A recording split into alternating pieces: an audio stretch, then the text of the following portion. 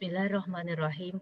Alhamdulillahirabbil alamin wassalatu wassalamu ala asyrafil anbiya'i wal mursalin Sayyidina Muhammadin wa ala alihi wa sahbihi ajma'in. Muslimin dan muslimat, Assalamualaikum warahmatullahi wabarakatuh. Marilah sama-sama kita mulakan majlis dengan membaca doa buka majlis. Bismillahirrahmanirrahim. Allahumma inna nas'aluka ilman nafi'a wa amalan mutaqabbala wa rizqan wasi'a wa ilal khairi qaribna wa anis syarri ba'idna. Amin amin ya rabbal alamin. Hari ini saya ingin menyentuh tentang 3 perkara. Pertama, mengenai lebah. Kedua, mengenai sahabiah Rasulullah sallallahu alaihi wasallam beserta 10 pointers daripada kisah lebah dan juga sahabiah Rasulullah sallallahu alaihi wasallam serta kaitannya dengan bulan Ramadan yang kita sedang lalui ini. Pertama, kita lihat lebah. Walaupun ia adalah binatang yang kecil tetapi ia dirakam di dalam kisah tentang lebah ini terakam di dalam Al-Quran, di dalam surah An-Nahl, di dalam ayat yang ke-66, 66, 67 dan 68. Di mana Allah ada menyebut a'udzubillahi minasyaitonirrajim. Bismillahirrahmanirrahim. Wa inna lakum fil an'amil ibrah. Dan sesungguhnya pada binatang ternak itu benar-benar terdapat pelajaran bagi kamu.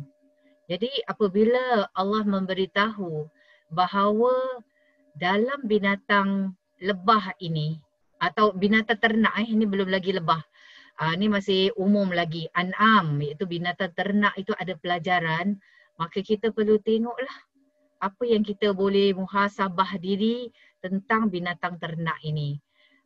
Mari kita lihat hadis Rasulullah sallallahu alaihi wasallam mengenai lebah. Rasulullah sallallahu alaihi wasallam bersabda, demi Allah sesungguhnya perumpamaan mukmin itu umpama lebah. Apa yang dia makan yang baik, dia keluar yang baik. Kemudian apabila dia hinggap di ranting yang rapuh, dia tidak akan rosakkan atau patahkan ranting tersebut. Seterusnya, Allah memberitahu mengenai lebah. Tadi ayat 67 mengisahkan tentang binatang ternakan. Ayat 68 memberitahu tentang lebah supaya Allah lah yang wahyukan pada lebah untuk pergi ke gunung-gunung, pergi ke pokok-pokok, pergi ke tempat bangunan yang dibina oleh manusia untuk meletakkan sarang-sarangnya.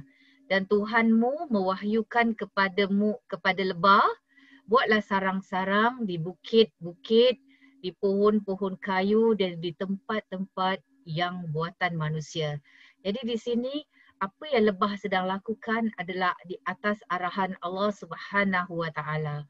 Dan kita sebagai manusia, apa yang kita boleh dapat pelajaran di sini, kita boleh renung apa yang berlaku pada lebah ini.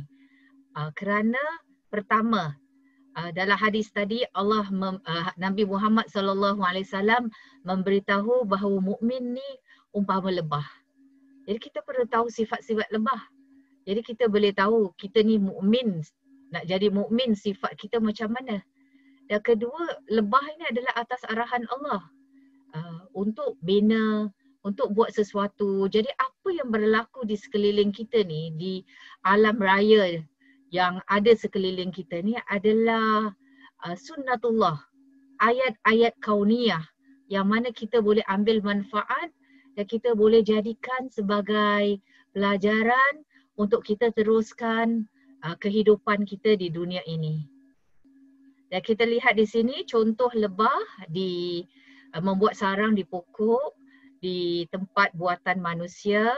Ini adalah contoh rumah lebah yang dibuat dalam bentuk hexagonal. Kira fully utilized, tempat setiap ruang. Ada ruang untuk larva, ada ruang untuk kira lebah jantan, lebah betina, permaisurinya, pekerjanya, ruang untuk telurnya. Kemudian sarangnya dibuat hexagonal, jadi dia fully utilized kalau kita tengok sebelah kanan ini. Dan cuba bayangkan kalau lebah itu membuat sarangnya dalam bentuk bulatan ataupun pentagon. Sudah tentu ada warna biru ni, ruang kosong di tengah.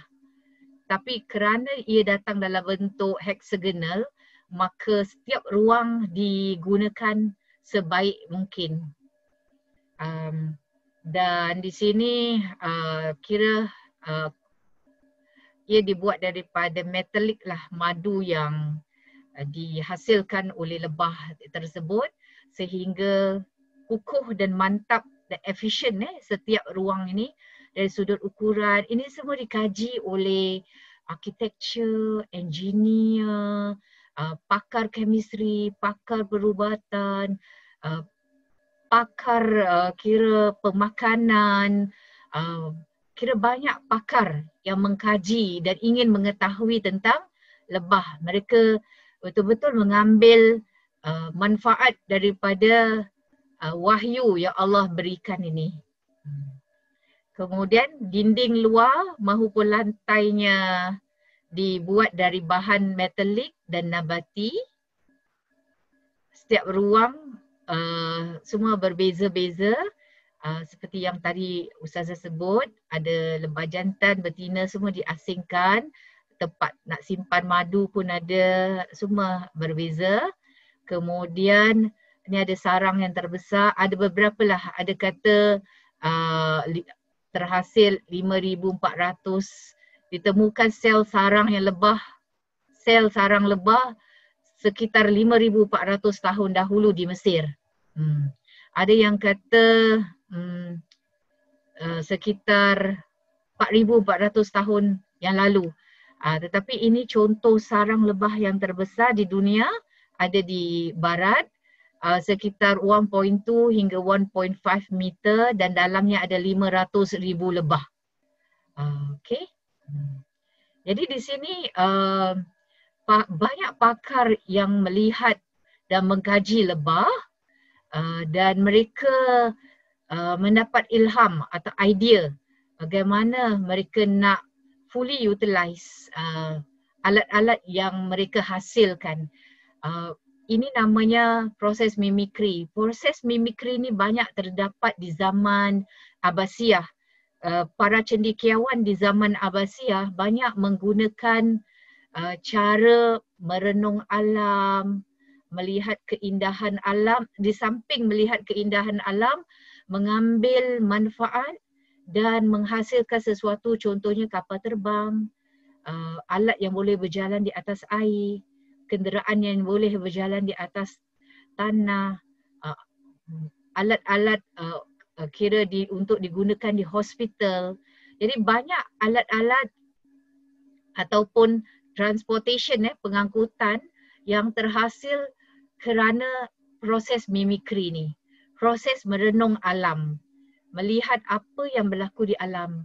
Jadi proses ini adalah sudah dirakam oleh Allah Subhanahu Wa Taala tadi di surah An-Nahl ayat 67 untuk melihat binatang ternakan. Moga-moga kita ni dapat mengambil pengajaran atau pelajaran daripada apa yang berlaku di alam atau ayat kauniyah. Jadi dengannya ada bentuk hexagonal ini, terhasillah kira kapal terbang Concorde ini, supersonik, bangunan yang mencakar langit.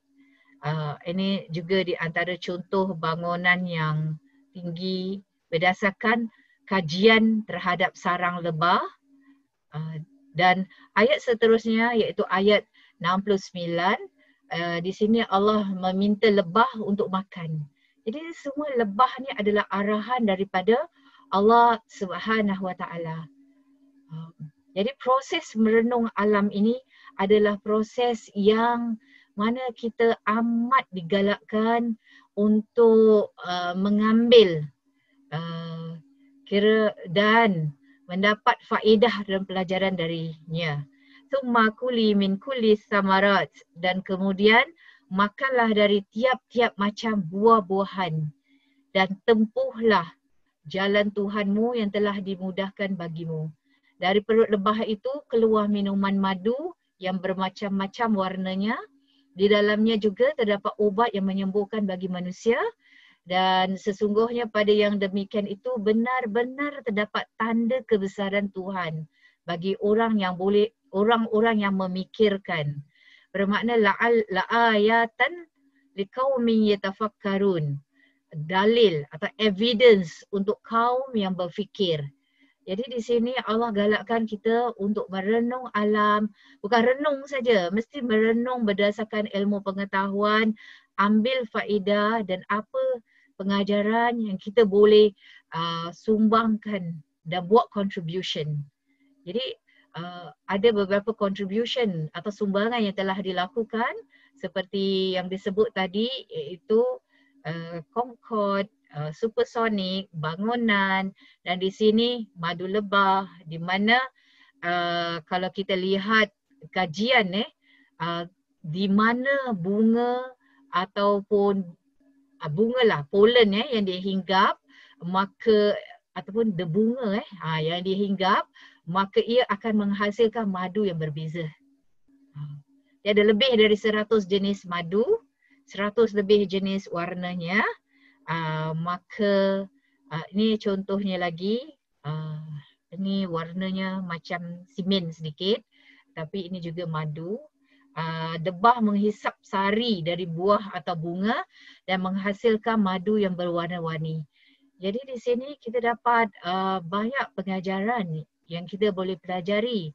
Ini adalah ayat Al-Quran di mana Allah memberitahu untuk kita ambil pelajaran dan kita ambil kira ini sebagai bagi orang yang berfikir.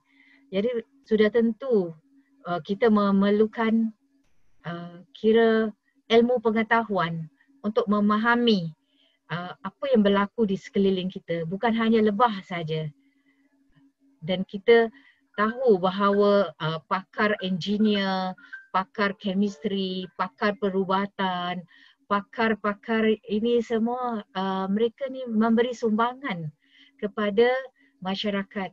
Jadi kita muhasabah diri kita refleks balik, adakah kita hanya selama ini sebagai umat Islam kita hanya consumer sahaja, ataupun kita juga memberi sumbangan kepada keluarga, kepada masyarakat Islam dalam membela ketika fake news contohnya.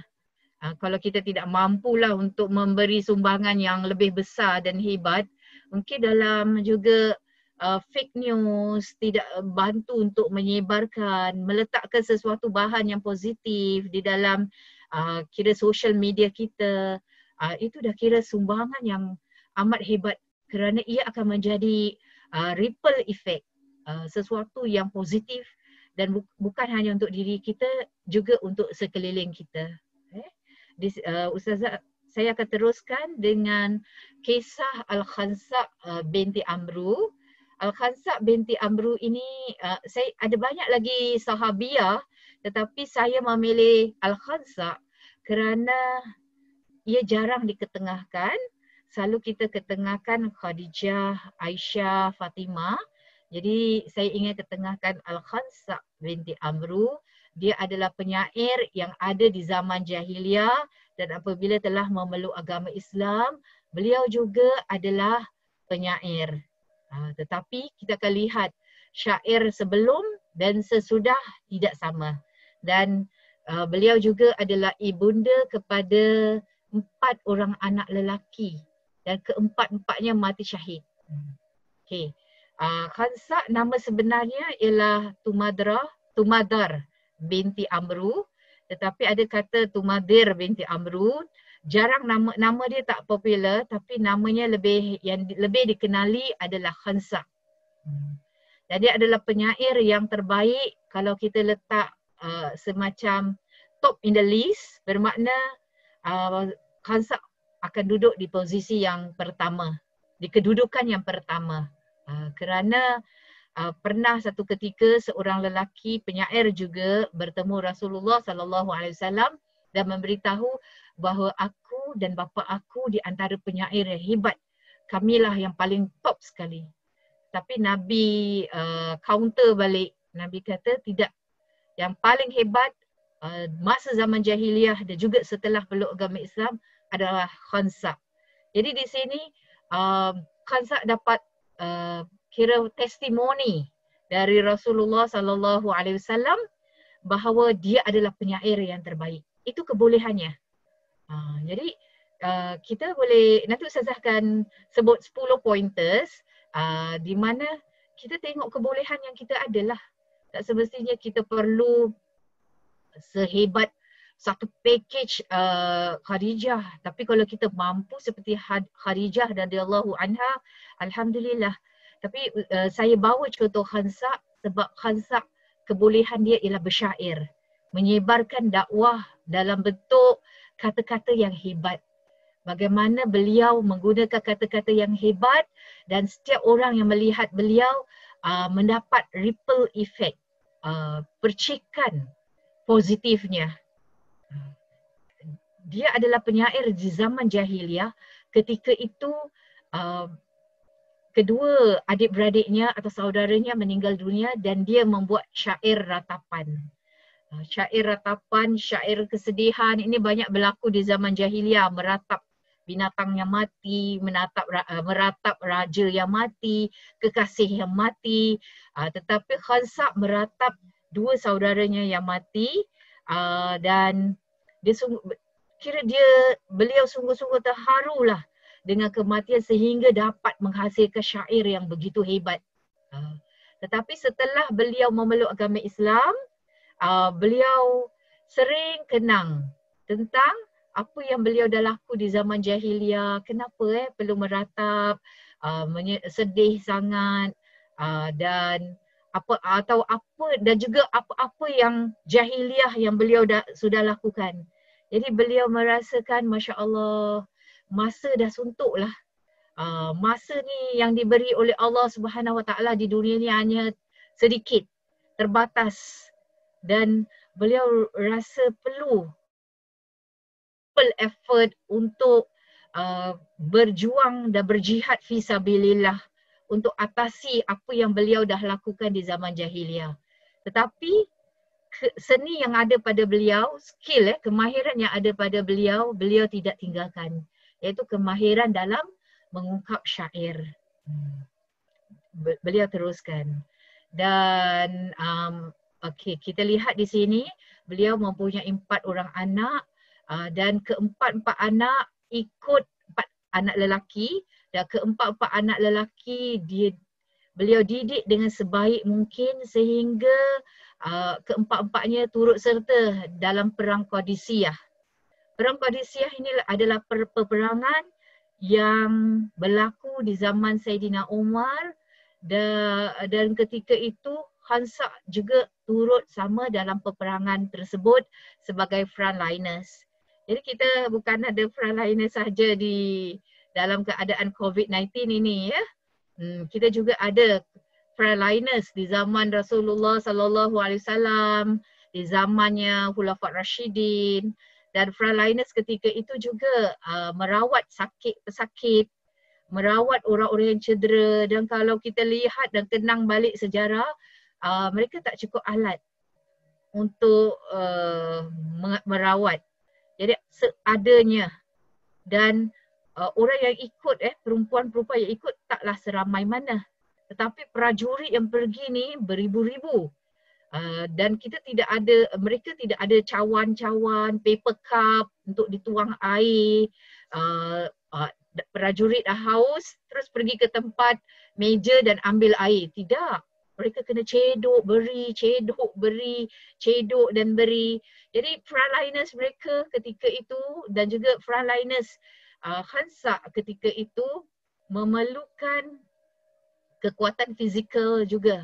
Sekejap pergi merawat, sekejap pergi memberi air.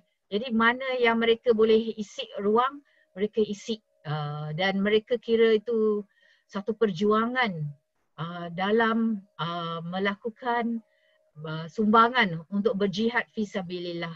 Jadi di dalam perang Qadisiyah ini, sebelum keesokan harinya iaitu hari pertempuran, beliau panggil keempat-empat anaknya dan beliau sampaikan syair. Memang ketika itu ungkapan mereka ialah dalam bentuk syair dan anak-anaknya, anak yang mendengar kata hormat, turut perintah dengan Rasulullah sallallahu alaihi wasallam, patuh dengan Allah Subhanahu wa taala, ikut arahan perintah Allah Subhanahu wa taala. Kenapa saya beritahu begini? Bermakna ini bukan proses sehari dua, bukan proses berbulan. Ini makan tahun untuk didik anak sehingga empat anaknya menjadi anak yang soleh. Dan bukan hanya soleh pada diri, muslih, memanfaatkan lagi yang lain dan tidak gentar bila pergi berperang. Dan ini memerlukan parenting skill yang hebat, memerlukan kesabaran, pengorbanan untuk didik keempat anak dalam environment persekitaran ketika itu.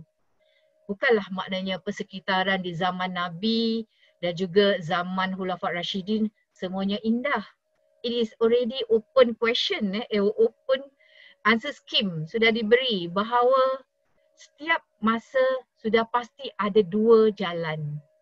Jalan Habil ke Qabil, jalan Fir'aun ke Nabi Musa, jalan Nabi Muhammad ke jalannya Abu Jahal. Jadi dan dah ada answer scheme jalan mana yang patut ditempuhi. Jadi di sini kira Khansa setelah memeluk agama Islam dan cahaya keimanan tu sudah meresap dalam dirinya, dia terus buat 360 degrees change. Apa yang lalu yang tak bagus diketepikan, sekarang apa yang nak dilakukan ke depan. Tapi beliau tidak lupakan kemahiran yang beliau ada, iaitu mendendangkan syair, memberi kata-kata yang indah, kata-kata yang baik. Di mana beliau berada, beliau mengucapkan kata-kata yang indah, positif, dan kata-kata inilah yang menjadi ripple effect dan dia akan menjadi contoh kepada yang sekeliling. Dan ini adalah hasil dari didikan Rasulullah sallallahu alaihi wasallam, kerana beliau adalah sahabiah Rasulullah sallallahu alaihi wasallam. Dan dapat testimoni lagi dari Rasul mengatakan Khansa adalah wanita penyair. Kata-katanya ni top in the list. Jadi di sini keempat-empat anaknya, Ustazah sambunglah ceritanya. Keempat-empat anaknya ini masuk satu persatu di medan pertempuran dan satu persatu cekal hati, ingat apa kata-kata emaknya dan mereka bila nak masuk ke medan pertempuran itu mereka mengucapkan dan menuturkan apa syair yang maknya ungkapkan tadi dan satu persatu mati syahid. Sebagai seorang ibu sudah tentu sedih apabila satu persatu anaknya diambil dalam masa tempoh satu momen, satu event. Keempat-empat anak tidak ada. Dia macam tsunami lah. Bangun saja, kita keseorangan diri daripada lumpur, tiba-tiba dapat tahu semua family members tidak ada. Jadi itu satu pukulan tetapi kerana beliau tahu kalau menang Islam menang, kalau kalah mati, maknanya keempat-empat anaknya akan mati syahid dan ada di sisi Allah Subhanahu Wa Taala dan Rasulullah Sallallahu Alaihi Wasallam. Jadi beliau cekalkan hati. Namun ketika zaman Saidina Umar juga, apabila berlaku peperangan yang lain, apabila dapat harta rampasan ini Saidina Umar akan beri kepada Khansa lebih dari yang lain sebab mengenangkan keempat-empat anaknya yang Khansa ni dah lepaskan, dah serahkan untuk berjihad fisabilillah. Dan Khansa wafat di awal pemerintahan Uthman radhiyallahu anhu. Seterusnya saya akan sebut 10 pointers berdasarkan peristiwa lebah tadi dan juga Khansa. apakah kira pengajaran yang kita boleh perolehi dan contohi sebagai seorang ibu, haruslah kita mendorong, menggalakkan anak supaya tetap berjuang dan meraih ketakwaan. Takwa di sini maknanya buat baik, ikut perintah Allah. Sudah tentu bertahap-tahap. Dia bukan proses yang sekelip mata terus jadi. Jadi ambil peluang dalam COVID-19 ni. Ada lagi beberapa hari ni sebelum diberitahu supaya semua sudah boleh keluar. Ambil peluang kita bersama dengan mereka di bulan Ramadan ini untuk sama-sama membaca Al-Quran, sama-sama membuat ibadah dan kita lihatlah anak kita tahap dan level dia di mana. Sudah tentu kita tidak boleh memberi secara push terlalu heavy impact kalau anak kita belum begitu ready. Jadi kita ambil bertahap-tahap ikut kemampuan keluarga. Tetapi injection ni perlu diberi juga dan agama ni kadang-kala kalau sembahyang contohnya kan kita digalakkan. Jadi kita ambil jalan bagaimana cara untuk kita approach agar kita dapat bersama dan menggalakkan anak kita. Semua tahulah kerana dalam itu adalah dalam rumah tangga anda. Kalau tidak mungkin kita boleh banyak membaca cara-cara parenting skill bagaimana untuk melakukan ketakwaan. Janganlah Ustazah ambil short, sweet and simple dahulu kalau belum ready lah. Tapi kalau dah ready, ajak sama-sama terus. Kemudian yang kedua, keredaan orang tua kepada anak-anaknya untuk selalu belajar dan meraih ilmu sebanyak-banyaknya. Jadi sebagai ibu bapa, kita sudah tentu redha dan kita tahu dalam sistem pendidikan di Singapura ini kita perlu memberi didikan yang sebaik mungkin agar anak-anak kita ini dapat kira skill dan kemahiran yang ilmu yang banyak dan beliau menjadi seseorang yang boleh memanfaatkan orang lain sama ada ketika itu ataupun setelah itu. Kemudian Islam ni bukan agama NATO, no action talk only. Khansa apabila telah memeluk agama Islam, cahaya keimanan telah masuk kepada diri beliau. Beliau tidak duduk diam. Jadi housewife, jadi rutin rutin atau pergi kerja, balik kerja, pergi kerja, balik kerja.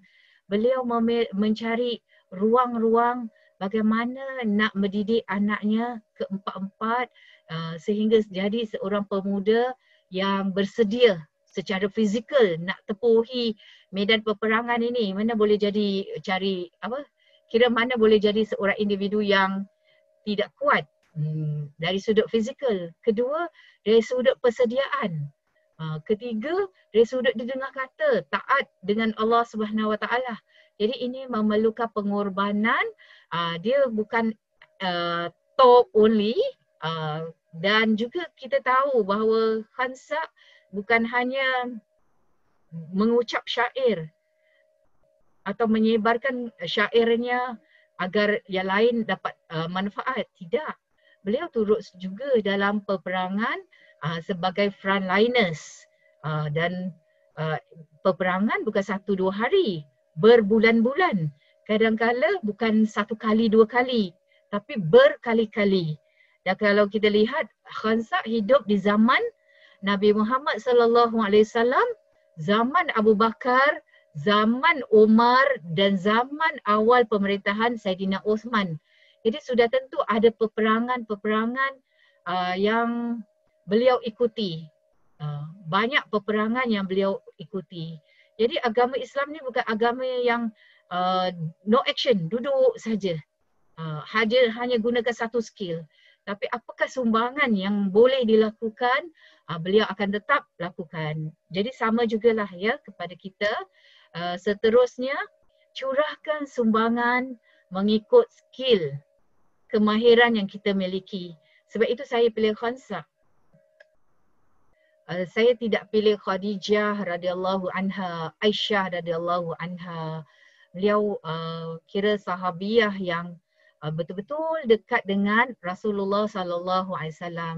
Saya pilih seorang sahabiah yang jauh sedikit, tidak serumah dengan Rasulullah sallallahu alaihi wasallam, tapi seorang sahabiah tetapi juga adalah seorang yang apabila sudah memeluk agama Islam, masya-Allah, subhanallah, 360 degrees change. Dari sudut kira kepimpinan, dari sudut menjadi kira memberi sumbangan fizikal, sumbangan intelektualnya, dari kerana bijak menutur kata, kira bertutur, dari sudut emosinya, tahan cabaran anak mati syahid. Jadi di sini sumbangan walaupun kecil tetapi besar di mata Allah Subhanahu Wa Taala. Jadi kita ambil contohnya Habil dan Qabil. Habil dan Qabil apabila diberitahu oleh ayahnya Adam alaihi salam untuk meletakkan korban, dan lihat mana korban yang diterima. Akhirnya Allah terima korbannya Habil kerana Habil pilih kuantiti dan kualiti yang terbaik. Tetapi Qabil alah apa je. Jadi dia pilih yang asal boleh, sedikit, yang tidak berkualiti. Jadi dia tak tahu yang bahawa Allah itu maha melihat, Allah itu maha mengetahui. Jadi sudah tentulah pengorbanan yang dilakukan atau korban yang diletakkan oleh Habil diterima. Jadi begitu juga Khansa. Walaupun sumbangan itu nampak frontliners, nampak macam kecil, dia seorang dari ramai-ramai yang ada di situ yang memperjuangkan kira diri mereka fisabilillah, tapi tetap dilihat oleh kacamata Allah, dilihat oleh dilihat oleh Allah Subhanahu Wa Taala, dilihat oleh Rasulullah sallallahu alaihi wasallam ketika Rasul hidup sehingga dapat testimoni, dilihat oleh Saidina Umar kerana Saidina Umar memberi sumbangan yang lebih kerana mengenangkan pengorbanan dia memberi keempat-empat anaknya, dan dia terlibat juga di dalam peperangan. Jadi kita lihat di sini apa sumbangan yang kita ada. Macam mana kita nak jadi lebah? Makan yang baik, keluar yang baik. Apa skill yang kita ada sehingga kita boleh sumbangkan? Skill kecil pun tidak mengapa asalkan dia positif. Skill contohnya mengatakan sesuatu yang positif di dalam social media. Skill di mana tolong menyebarkan perkara-perkara yang baik. Memberi sedekah walaupun semua orang tidak tahu. Mendoakan saudaranya yang dalam keadaan kesusahan tanpa pengetahuan saudaranya. Jika ada skill yang lebih hebat, alhamdulillah, teruskan. Tetapi walaupun kecil, alhamdulillah, tetap Allah melihat.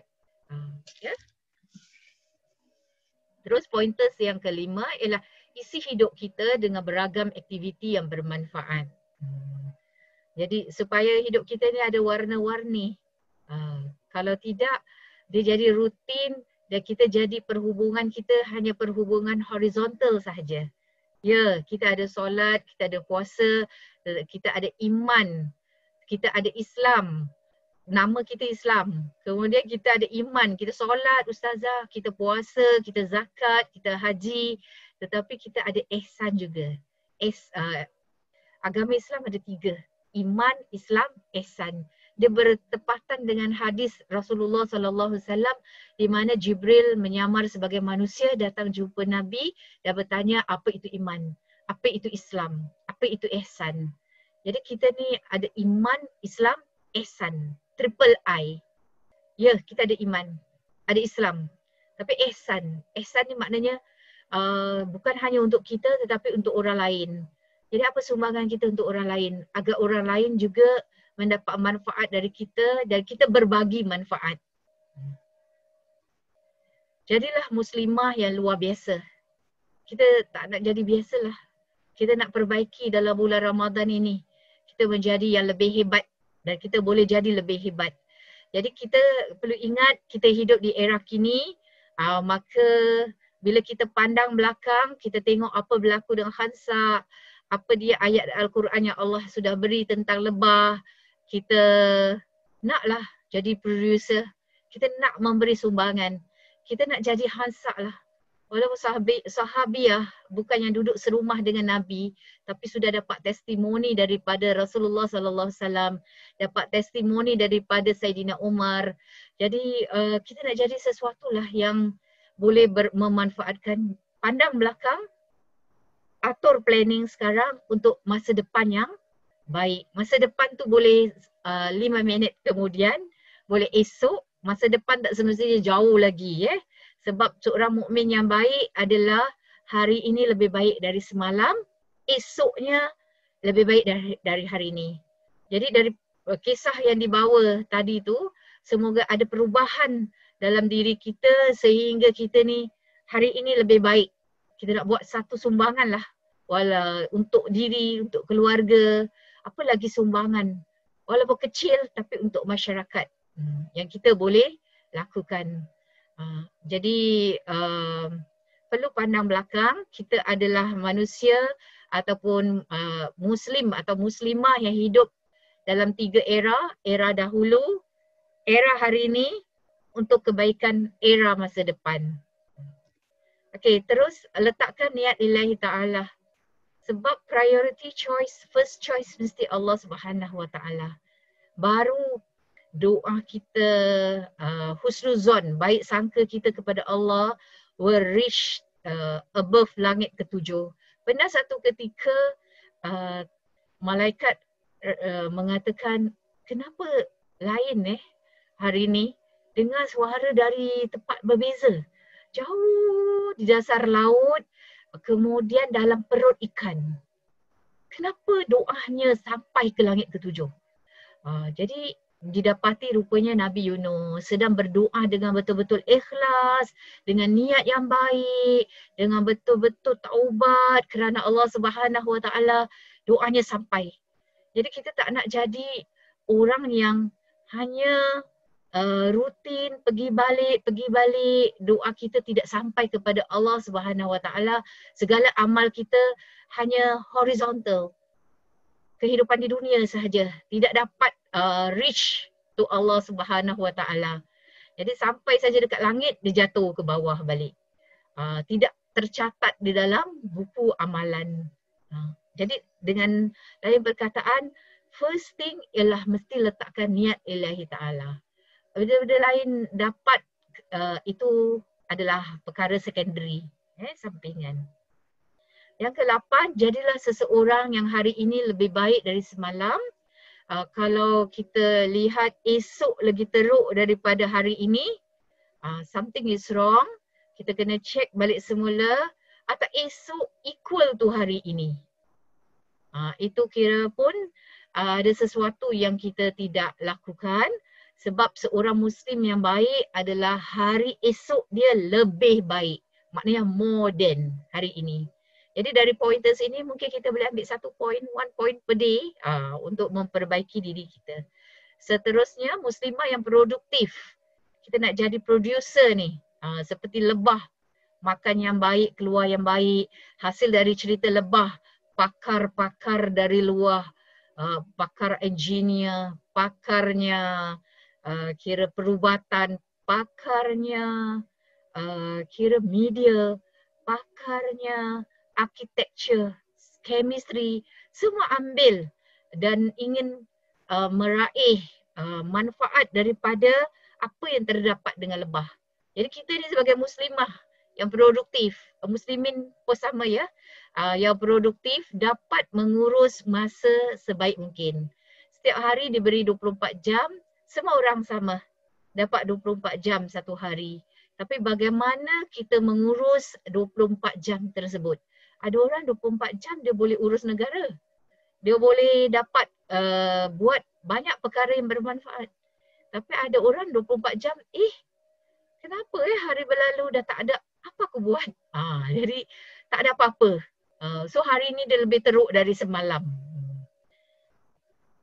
Jadi yang ke-10, jadilah seperti lebah yang diungkapkan Nabi Muhammad sallallahu alaihi wasallam yang mana makan yang baik, keluarkan yang baik, dan lebah dia tidak akan attack sebab dia jaga needle yang ada pada dia. Needle itu tak boleh dilepaskan bila-bila masa, dia cuma ada satu needle, jarum saja dekat belakang.